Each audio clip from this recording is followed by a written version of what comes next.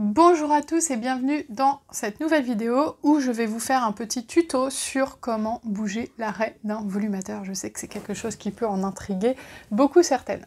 Donc voici la structure d'un volumateur. Donc vous avez ici, là, dans la partie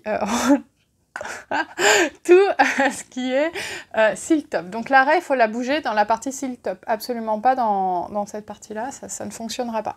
Quand vous recevez un volumateur, souvent il est avec une raie centrale qui vous donne un effet Cadmerade. Vous savez, quand il imite Hélène Ségara ou Céline Dion. Bref, souvent, enfin, ça ne va pas à tout le monde cette coupe. En tout cas, moi, ça ne me va pas du tout. Il y en a qui ça va, mais bon. Du coup, vous ne voulez pas essayer ce volumateur avec cette tête-là, ça fera perruque, c'est pas beau, ça ne vous va pas, bref. Donc, vous avez envie de bouger l'arrêt, ou dans votre quotidien, vous avez envie de bouger l'arrêt de votre volumateur. Comment faire sans le laver intégralement? Parce que si vous le lavez intégralement, c'est très simple, vous bougez l'arrêt au moment où vous le séchez, et puis il va prendre ce pli. Si vous le recevez comme ça et que vous avez envie de tester, vous prenez un peigne, et vous faites l'arrêt là où vous avez envie, mais toujours dans la partie silk top, et vous bougez en fait. Et en fait la difficulté, là ça se voit pas trop parce qu'en fait cette vidéo je viens de la tourner et j'étais tellement nulle que j'étais obligée de la refaire. La difficulté c'est qu'au départ les cheveux vont pas avoir tendance à tenir. Là ça se voit pas parce qu'ils sont déjà un peu humidifiés. Donc ce que vous faites, vous humidifiez avec un petit spray et le fait d'humidifier va permettre de faire tenir les cheveux du volumateur avec l'arrêt comme vous le souhaitez. Et ensuite, vous n'avez plus qu'à laisser sécher. Bon là, je l'ai pas super bien fait, mais vous n'avez plus qu'à laisser sécher, ça va sécher comme ça en fait. Et c'est pareil si vous voulez le faire de l'autre côté. Vous voulez rebouger l'arrêt, vous prenez un peigne, et l'arrêt, vous n'êtes pas obligé de la laisser droite, hein. Vous pouvez un peu la flouter pour un rendu un peu plus naturel. Bah, c'est pareil, vous prenez des cheveux, vous faites comme ci, vous faites comme ça, vous humidifiez un peu, et après ça va permettre aux cheveux de tenir beaucoup plus facilement en fait.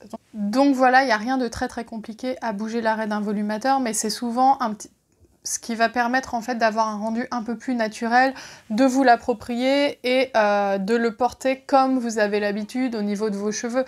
Moi, par exemple, j'avais pas spécialement l'habitude de me faire une raie sur le côté avant de porter un volumateur, quoique si un petit peu, mais pas tant que ça sur le côté, mais depuis que je porte un volumateur, je le fais, c'est comme cette histoire de barrette, je le fais parce que ça casse la symétrie et je trouve que ça augmente le naturel. En fait, avec un volumateur, vous avez des cheveux longs, magnifiques, souples. Ça, c'est le modèle Jessica, je l'adore. Presque personne a les cheveux comme ça dans la vraie vie, en fait. Donc, pour que ça ait l'air vraiment naturel, il faut casser un peu la symétrie du truc. Il faut le mêler avec vos cheveux, il faut bouger l'arrêt, enfin... Il faut donner du naturel à la pièce, surtout quand la pièce est brute. Quand elle sera coiffée comme vous souhaitez, avec un petit dégradé et tout, là ça passera. Mais au départ, pour un premier essayage, moi je trouve que casser un peu la symétrie, ça aide énormément. Et donc, vous voyez, en bougeant l'arrêt, c'est très simple. Ce que je vous demanderais, si vous faites un essayage et que vous bougez l'arrêt, c'est si vous me le renvoyez, de me remettre l'arrêt au milieu. Ça m'évite d'avoir ce travail-là à refaire.